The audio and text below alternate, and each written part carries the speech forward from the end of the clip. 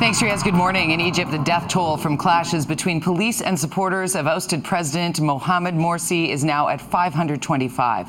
Yesterday's violence prompted the government to declare a nationwide month-long state of emergency.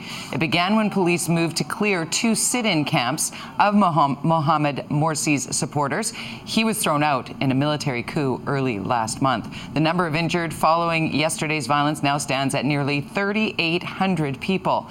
Egypt's interim prime minister says he regrets the bloodshed, but there are no apologies offered for moving against Morsi's supporters, saying they were given many warnings to leave. The leaders of the Muslim Brotherhood are calling the actions of the government a massacre. The Burnaby dentist accused of practicing illegally is on the run. His leased vehicle seized in time to stop it from being shipped to China. Lawyers for the BC College of Dentistry applied for a search warrant for what appeared to be David Wu's leased Acura. A private eye tracked the car to a shipping company on Mitchell Island, where it was being prepared to be shipped to China via Toronto. It was packed with suitcases, clothing, and boxes labeled dental supplies. The car was towed away yesterday. Meanwhile, Wu failed to show up for a court appearance, and a warrant is out for his arrest. Richmond RCMP are crediting a quick call to 911 for saving a father and son who could have been kidnapped. A witness says 4 men forced the father and son into a car at gunpoint on Corvette Way on Sunday. Officers stopped the car a short distance away. 2 men were arrested, and charged with kidnapping and forcible confinement with a firearm. Police are still looking for 2 other suspects.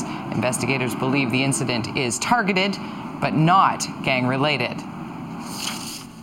TransLink is facing more controversy this morning over its new fare system that will force some customers to pay twice. The electronic compass card system will not be compatible with paper tickets issued on buses. Anyone who pays cash on a bus will not be able to take that ticket and transfer to SkyTrain. Instead, they'll have to pay a second time. TransLink decided against spending $25 million to upgrade fare boxes on buses. It says only 6,000 people per day pay cash on buses and transfer to rail. We started doing focus groups with our users.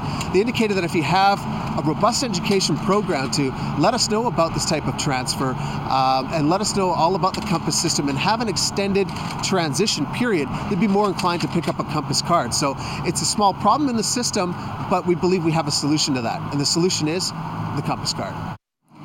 The electronic compass card will be connected to the turnstiles installed at SkyTrain Station. The system will be phased in starting this fall.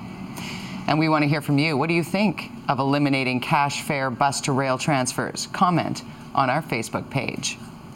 The Grouse Grind is strenuous, but now One US Magazine is calling the local hike one of the most dangerous in the world. For more on this story, we go live to Greg Harper, who's at the base of the grind. Greg? Jody, we are here at the entrance to the Grouse Grind. Very busy already this morning, and we have lots of reaction from hikers to what Outside Magazine is saying. This is a magazine that's based in the U.S., based out of New Mexico. The magazine lists the top 10 most dangerous hikes in the world, and the Grouse Grind is on this list. The magazine, in its online write-up, starts off by saying there are dozens of beautiful hikes around Vancouver, British Columbia. The Grouse Grind isn't one of them.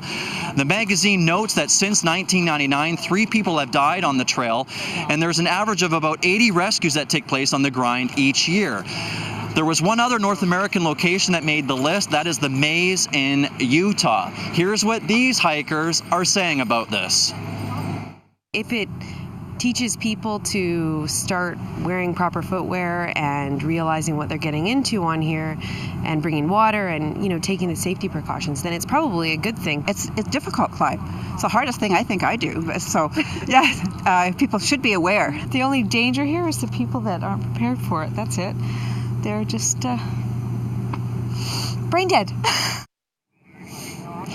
For a look at the complete list, you can go to outsideonline.com. It's an interesting one. Jody? All right, thanks very much, Greg Harper. I wonder if we'll see you at the halfway point of the Grouse Grind when we check in with you in 30 minutes.